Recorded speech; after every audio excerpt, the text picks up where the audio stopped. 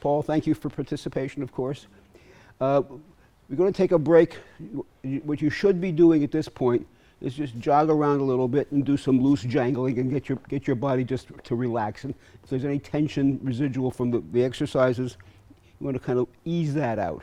Don't force anything at this stage. And remember, there's always a rule here. If it hurts, you probably shouldn't be doing that. So whether that goes for stretches or a variety of things. Your body is telling you something, so be careful. If something bothers you, unbother it by massage or by gentle repetitions or less range of motion. One of the things you have to learn is trust your body. Some people cannot get loose. And if you force it, either you make an enemy, you lose the fence, or you hurt them. So don't force it. Little by little, your body learns, particularly when you're trying to stretch. If you exhale when you're trying to stretch, the muscles relax more. And that's a trick from all kinds of Asian arts and non-Asian arts. And these days, phys ed people know a lot of this stuff, and that's a good thing. Okay, so jog around a little bit, shake yourself loose on your own. We'll take a little break, and then we'll move into the morning program from there. We gave out or made available the footwork sheets for épée. There are some exercises on that are universal across all weapons, but apply differently in the case of the bout situations. Some of the things we had in there are just continuous movements, but a lot of them are changes of direction or deceptions. And I had somebody ask me yesterday, how do you get the distance to close? I said, well, you push them back under pressure so they feel the need to go forward. And then when you release the pressure, they step forward. While they're stepping forward, you change direction and stick them. Because you get a closing of the distance that gives you an advantage on what I said, the analog between the distance and time.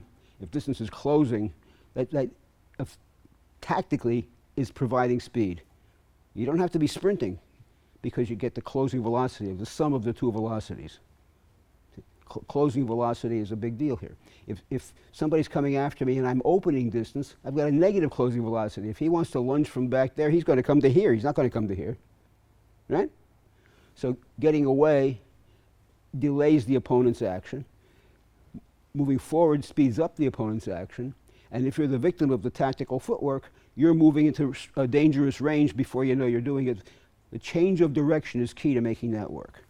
So we're going to do some actions from the footwork exercises, and then we'll talk about the scenarios, which basically I have just described, but you'll see how they apply. So let's line up on strips. Everybody know what this one is? No problem? You know what this one is? Yes. You know what this one is? Yes, sure. It's a false advance.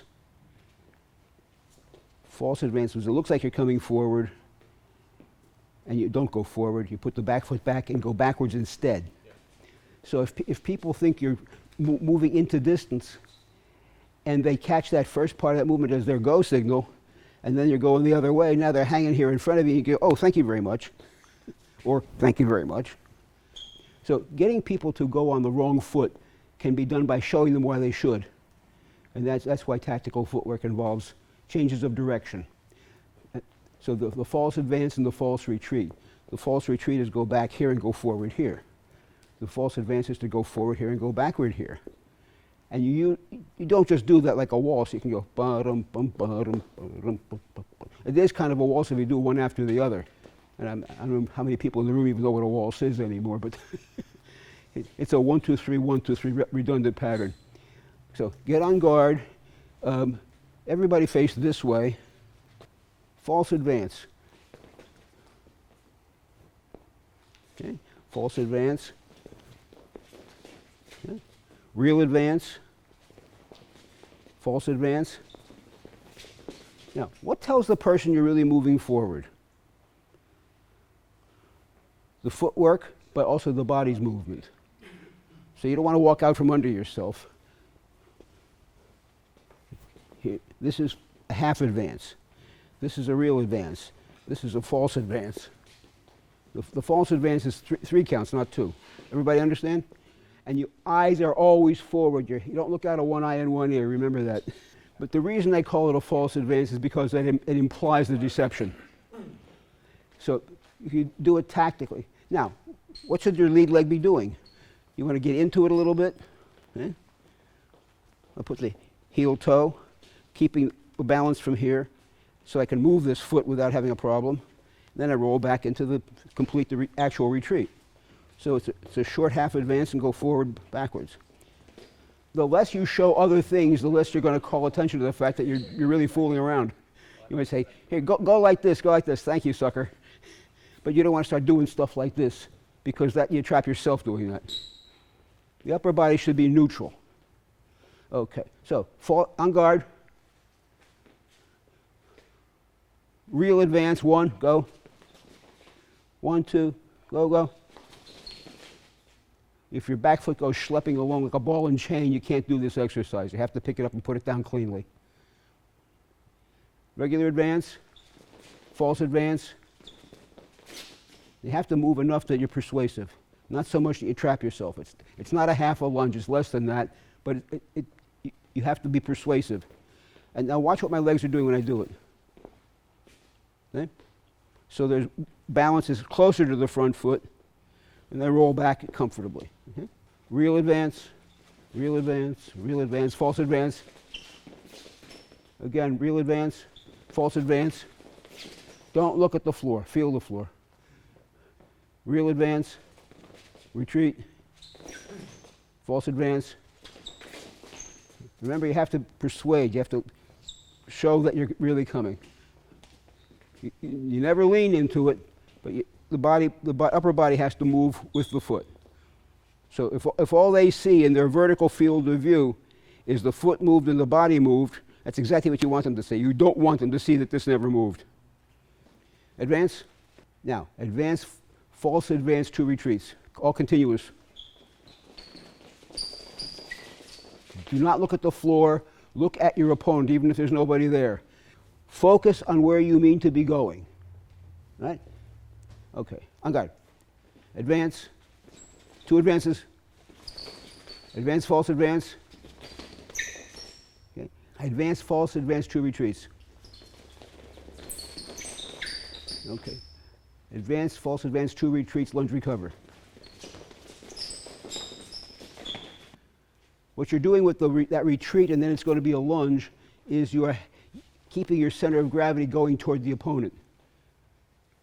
The feet support you, but you don't want to be standing like that, because then now you're going to try to lunge and go that way, or no place at all. So when you go back into a double retreat, retreat. The same on guard I was when I did nothing for a split second. And all I do now to go forward is, because there's always a little stretch to the floor built in, remember, from here, if I reach out with the front foot and I'm going the other way. Okay, on guard. Double retreat, double advance.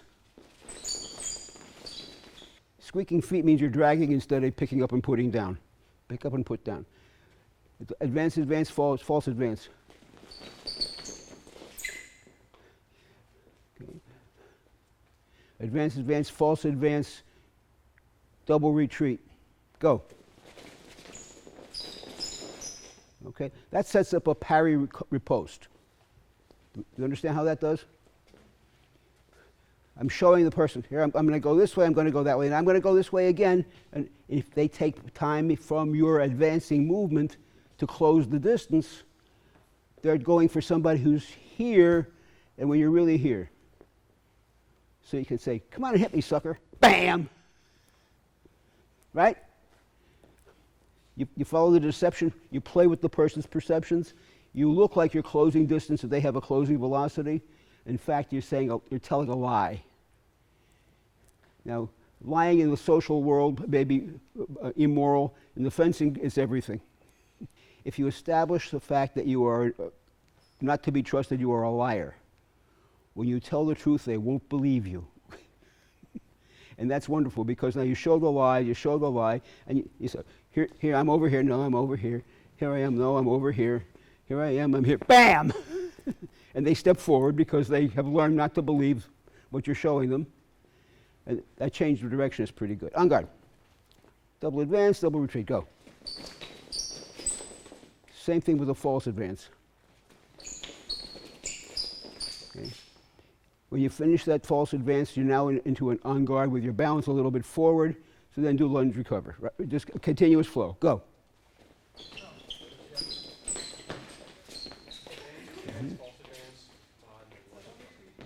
Double advance, double retreat, double advance, false retreat. What's false retreat? It's the mirror image of a false advance. You go back and then you go forward. You bounce off your back foot and go into an advance. Okay, on guard. Go.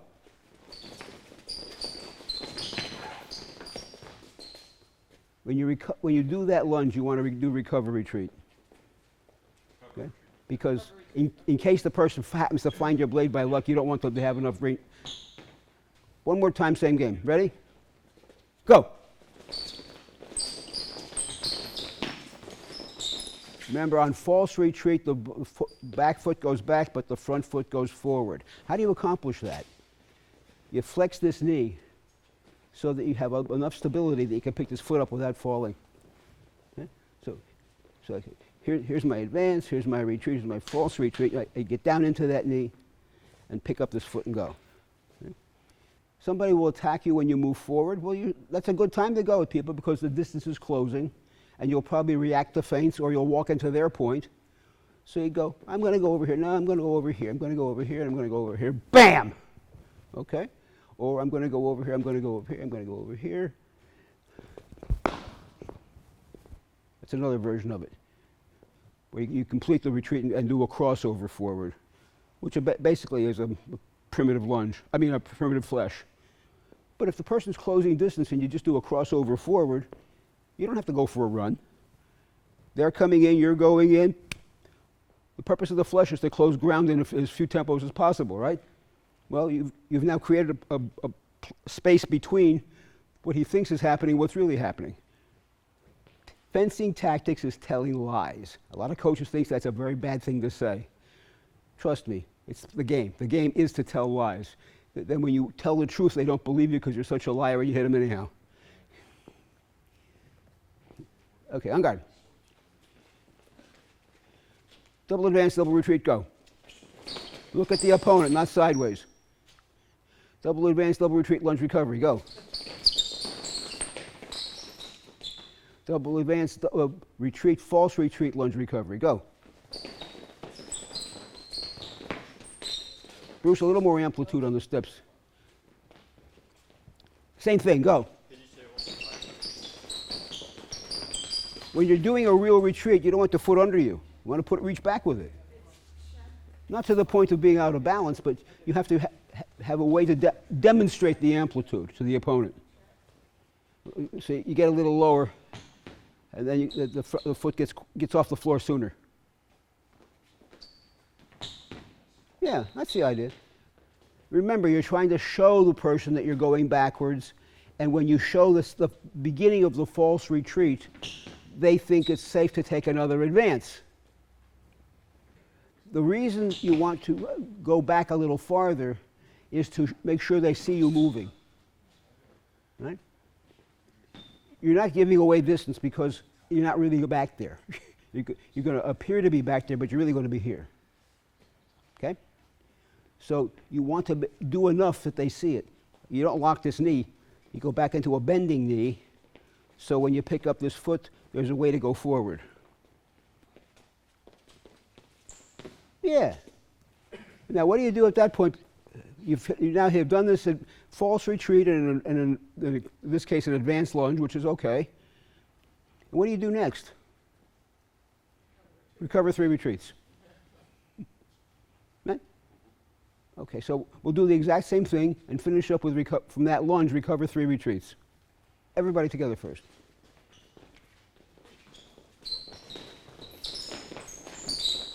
Don't pump your arm, please. Yes, when you recover, you recover right into a retreating movement.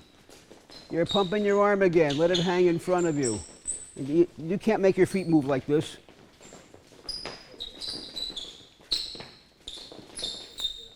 And those 3 retreats should be easy. Yeah. Yeah, okay. Okay. Relax. If he's helping you hit him, it's because you fooled him.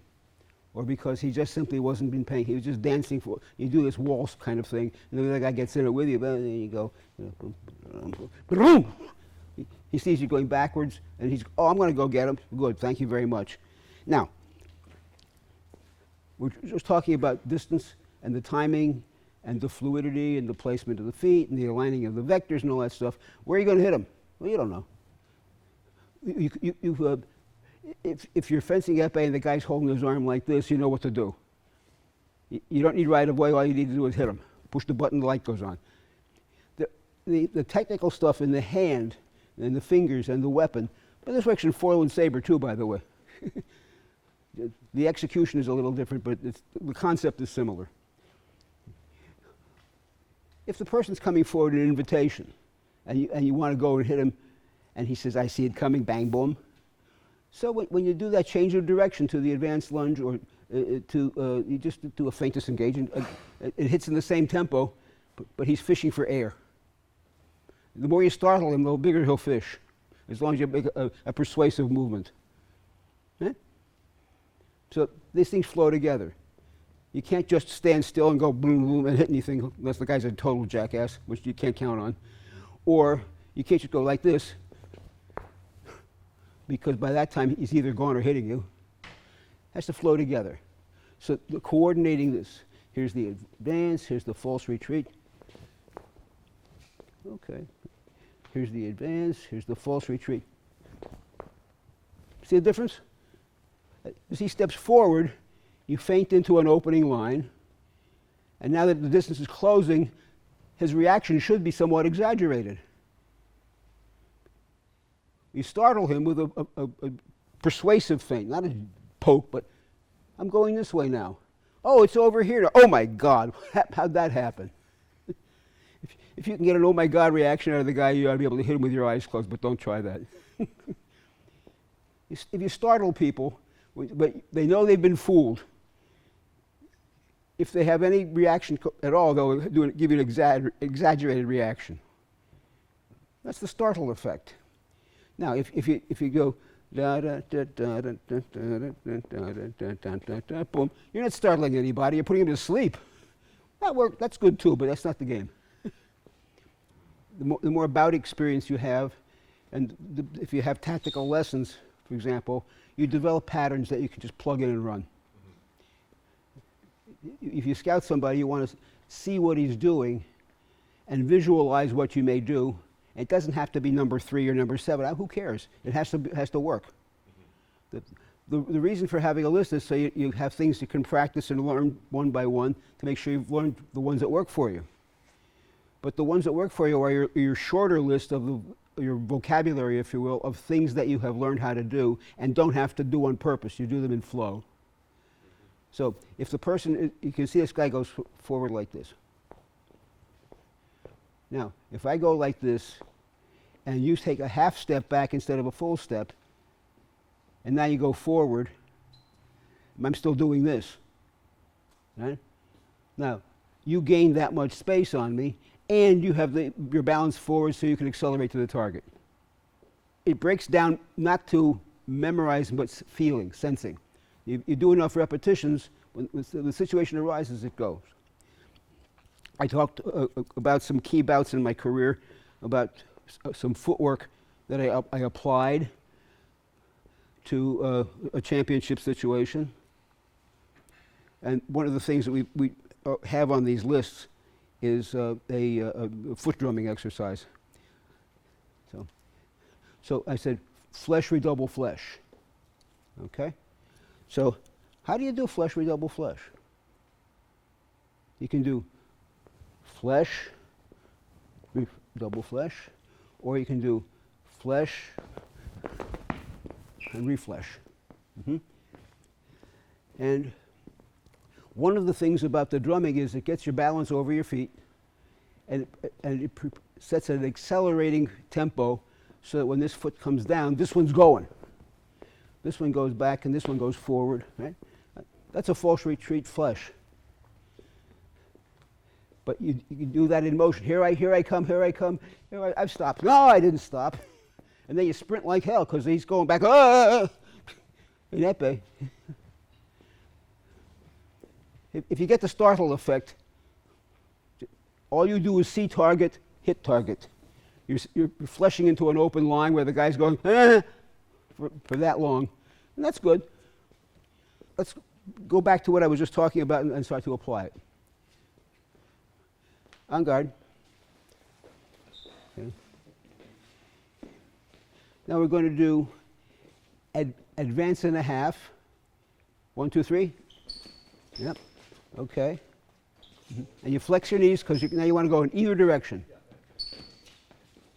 Okay. Now, to change that into a flesh that looks like it's not going to be one, you do the 1, 2, short lunge. Push off the back foot, go, you flex that knee and you're running. Go. Right? And really, you don't want to get too airborne. What you really want to be doing at that point is running. Okay, it's a step and a half flesh, and if your front leg is supple, that your body will move over it and the leg will bend and then you cross over and you're fleshing. Then run.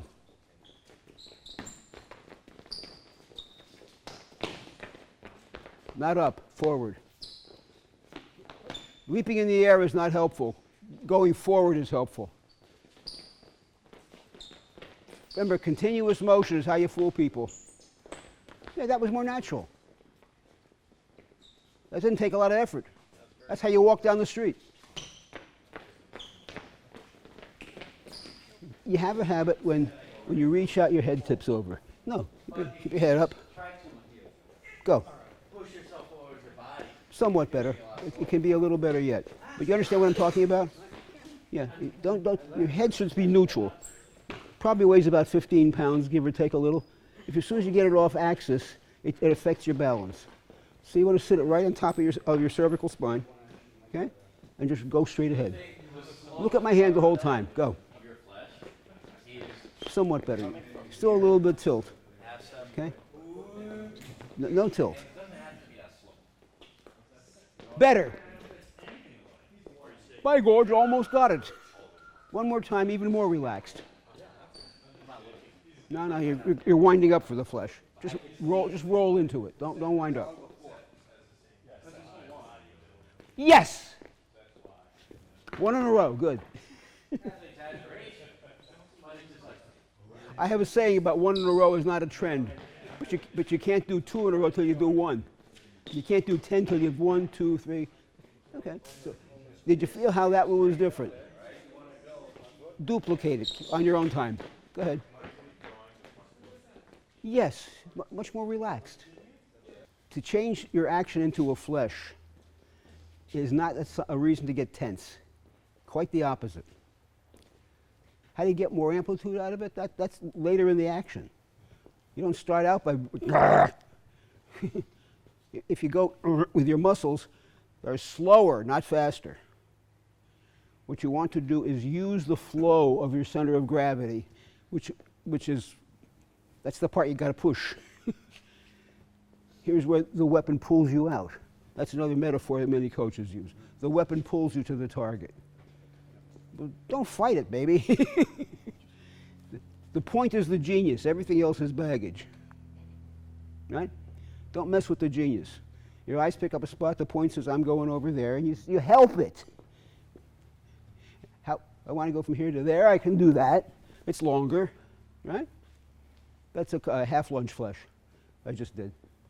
It's about that much longer than my lunge.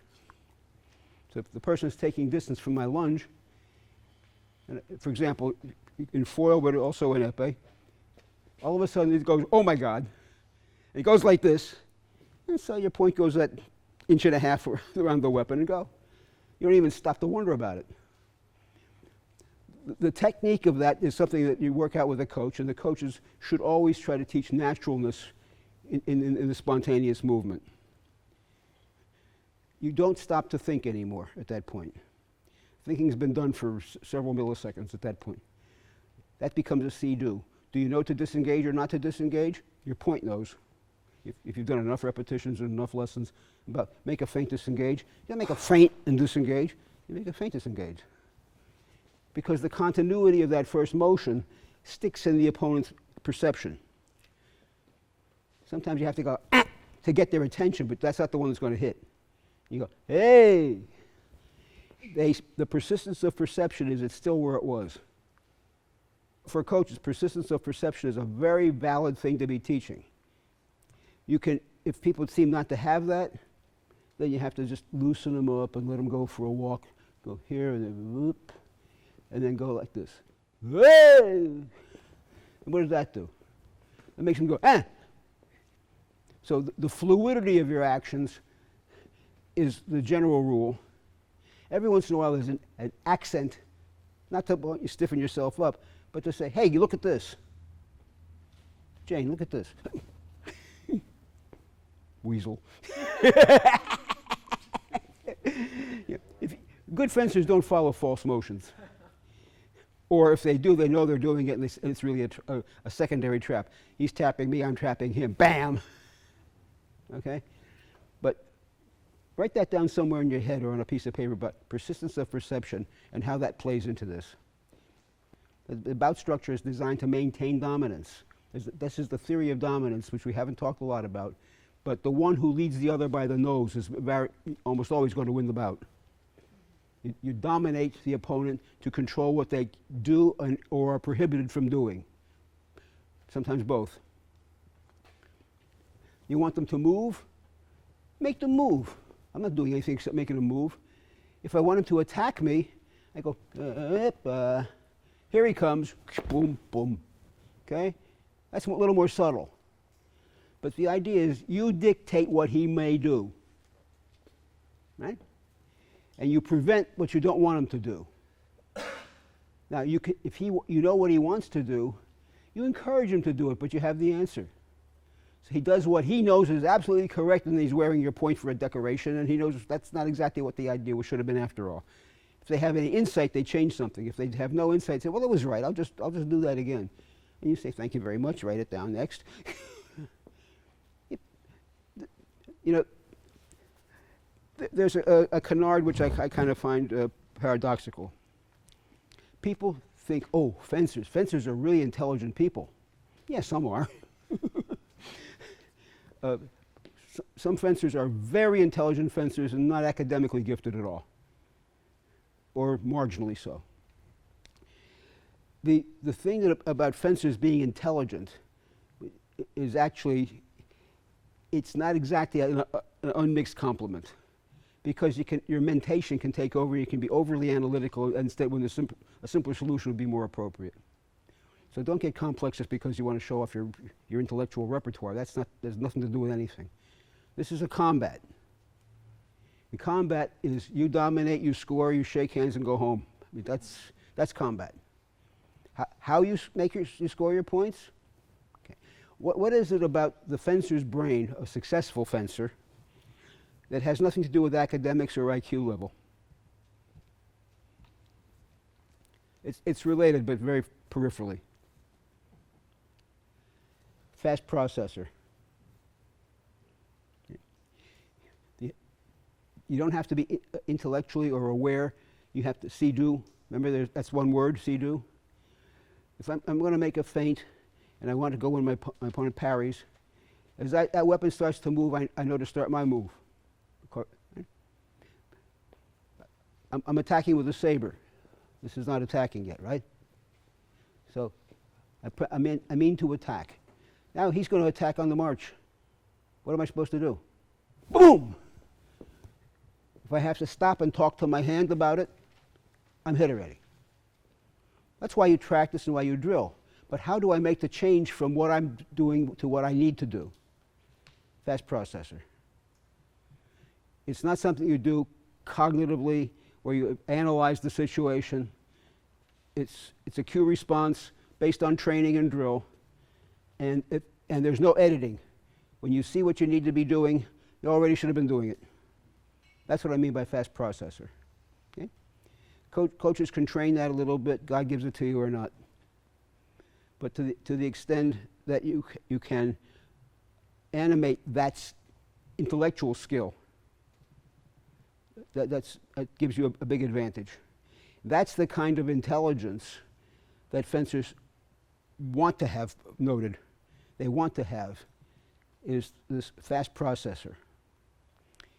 And there are stages of that where you see what to do, and then you have to go to the next and go to the next and go to the next. You have taken lessons, you will have drilled, your hand knows what to do, your point knows what to do, get out of the way. Process the situation. Okay? So in case somebody says, oh, you fencers are really, really smart, they're really intelligent. No, that's not exactly an insult, but it's a major oversimplification of what it takes to be a good fencer. We have known some really, really good fencers at the international level whose IQ was probably 90. Their academic records were like a D-. And they're brilliant fencers. They generate a flow, and then in the course of the flow they respond because they've trained themselves. But if you take time to stop and think, it doesn't work. They have a quick processor. They see there's an opening over here, so they go into that. Oh, it's over here now. Or I'm starting in saber. I'll be making a feint to the flank, and the person cuts for head. Do I have to stop and analyze what to do? You have maybe a quarter of a second to get the parry there, or you don't. Fast processor. You have to have trained, so you have the patterns embedded, but you do not do the movements intellectually. You do them reflexively because you've trained. Now, reflex is not a dumb thing here. This is a trained response. Reflexes are neurological things. This is not neurological. This is intellectual. So I'm going to go with a feint to the flank, and I'm going to go to the head. And I feint to the flank, and he comes cut for my head. I cut it, and I go boom, boom. The hand knows what to do. Get out of the way. That fast processor. Okay? Accept it. It's a good thing. If you over-intellectualize, you go slower. All the planning takes place before. In the middle of the bout, you have a short list of things you want to do, things you know how to do, things you can trust yourself to do, and that's how you try to construct your bout on that stuff. The opponent, that's his problem. This is what you do. You become his problem. He tries to hit you, and you go, boom. Oh, did I do that? Remember Urkel? My hand did that. See-do, boom, touch. Oh, good. Okay. Anything else? Anybody want to ask a question about that's relevant to what we're talking about? Or anything else for that matter? Everybody understands perfectly? Group warm down. Jog around, loosen up, stretch, then break off into individual loosening up and get the kinks out. By the time you go to lunch, you want to be not sweating. Ready, get set? Goodbye.